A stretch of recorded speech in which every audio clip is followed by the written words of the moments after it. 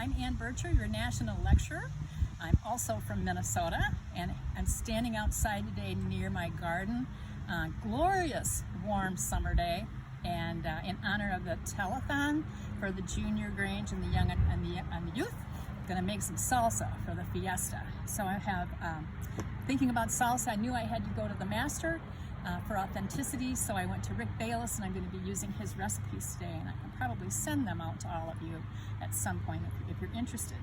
So what I'm going to start with, I have a lot of things already prepped because I was going to be out here and I didn't really know what it was going to be like, if the bugs were going to be too bad. It's not too bad, but I do have a few things prepped. So what I'm going to start with for salsa is about 2 medium tomatoes that I already have. And the thing about tomatoes then is you want to have them diced up pretty small, like 1/4 inch dice, more or less, because when you're thinking about salsas, you want to be able to dip your chips in here. So there we've got the beginnings of a wonderful salsa. Then I'm also going to add about 1/2 of a white onion. And the trick, according to Rick Baylies, with onions is you want to rinse them. You cut them up, dice them, and then you put them in a little sieve and you rinse them under cold water. That helps to reduce the sulfuric compounds that are released when you cut up an onion. All right, now for the magic. I'm going to use a jalapeno pepper today. There's lots of different types of chilies, and jalapenos are about the least spicy, least amount of heat of all of the chilies. And actually Rick Baylies even recommends using serranos, and those are the next level of hot up. And that's because the jalapenos have been, he claims the jalapenos have been bred for grocery store use so badly that you can get a really nice, tasty, warm one, or you can get a really spicy, hot one, you can get one that has no flavor at all. And like in all chilies, the heat source is actually the veins and the seeds. So if you want a less spicy chili, you remove the veins and the seeds. For the spicier ones, you leave them in. But again, I'm going to cut them up into small pieces, which then also helps to reduce the heat level. At least it spreads it out in your salsa component a little bit better. So I'm going to try to cut these up smaller. Get that one done. Stack them up here.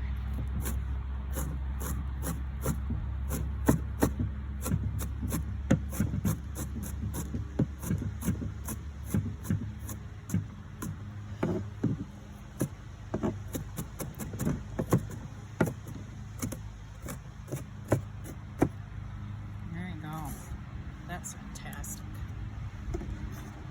That's fantastic. So this is a basic salsa. He calls it a Pico de Gallo.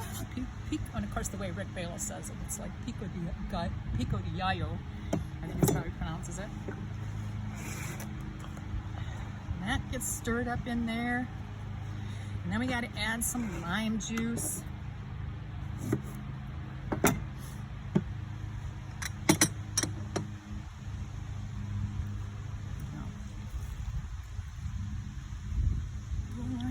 There. A little dash of salt. And of course, we need some cilantro.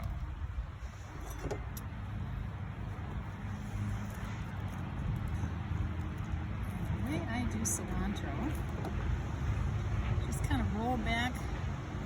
And you can use the stems and the leaves here because you're going to chop it up fairly finely. And cilantro is a thing that you either love it or you hate it. And actually, it's a genetic predisposition that causes this cilantro to taste like soap for many people.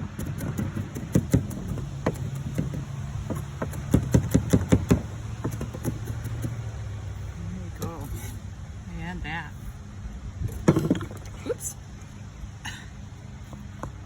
It's a good thing I'm doing this outside. This is really kind of messy.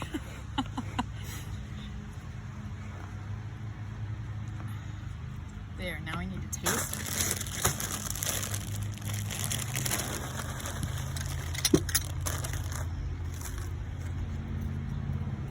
And if you let it sit a little while, the flavors will all meld together better.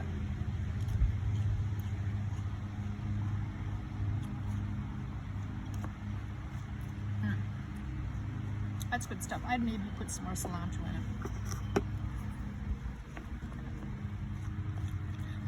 And I put that whole jalapeno in here, and I don't think it's very spicy at all. It's got a nice little flavor, nice little chili flavor, but it's not gonna make it cry. It's not gonna make you sweat.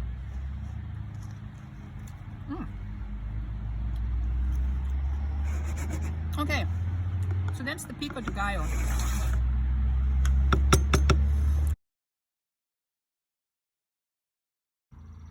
I am Ann Bercher, your national lecturer, and in honor of the telethon and the fiesta for youth in Junior Grange, I'm making salsas today. So I've got 2 salsas that I'm preparing, and one of them is a Pico de Gallo, and now I'm going to make another one from the Yucatan. This is another one of Rick Baylies' recipes.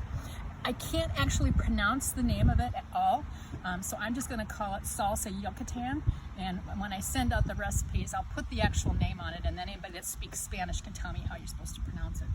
But this one also starts with about 2 medium tomatoes, again chopped up in small dice, about 1/4 inch or so dice.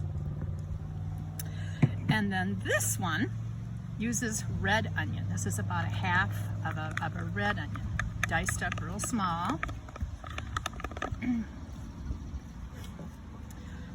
And the interesting addition to this particular salsa are very finely chopped up radishes. So now we're going to get another contrasting kind of spicy flavor in here. I sure don't have a big enough bowl for this. Then, the previous salsa I used a jalapeno. This one I'm using a completely chopped up serrano pepper. And the serranos are the next level up in spice or heat level after jalapenos. And then, the next interesting flavor combination is again using some lime juice.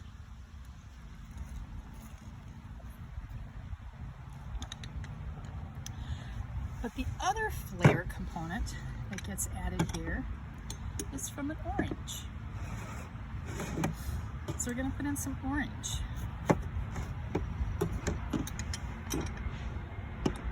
And it won't quite fit, so I'm going to make it fit. There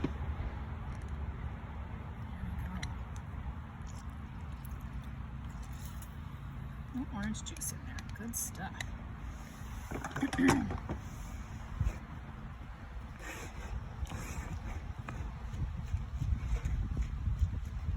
Now, another chili that you could add if you wanted to crank up the heat level again, another notch, use a habanero pepper. And again, the chilies, you can kind of reduce the heat a little bit by removing the skin or the stem or the seeds and veins, or you just go ahead and just cut them up, the seeds and veins and all. And of course, you still need a little cilantro.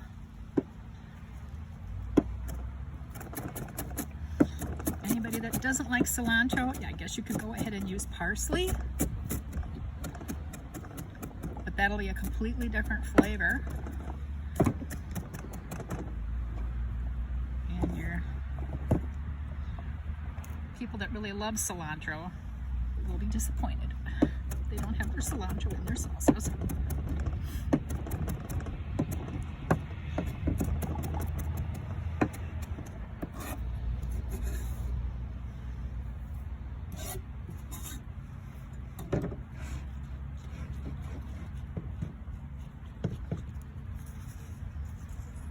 Salt. And again, if you were to let this sit, refrigerated for maybe an hour or so, the flavors would continue to get to know one another and play together nicely. but it's pretty good right now too. All right, tasting. Oh yeah.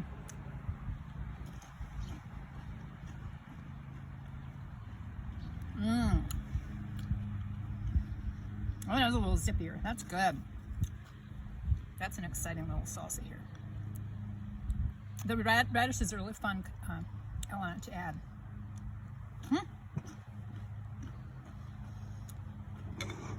Okay, so now make yourself some salsas. Make yourself a virgin margarita, or make yourself a regular margarita. Enjoy the salsas today. And I'm gonna probably sit back and see what all of these different Mexican words are on this apron. There's no chilies on here though. I was kind of surprised, but a lot of other, I can learn a little Spanish by reading this apron. So that's it. Enjoy the rest of your day. Send in money, please, for the youth and the Junior Grange.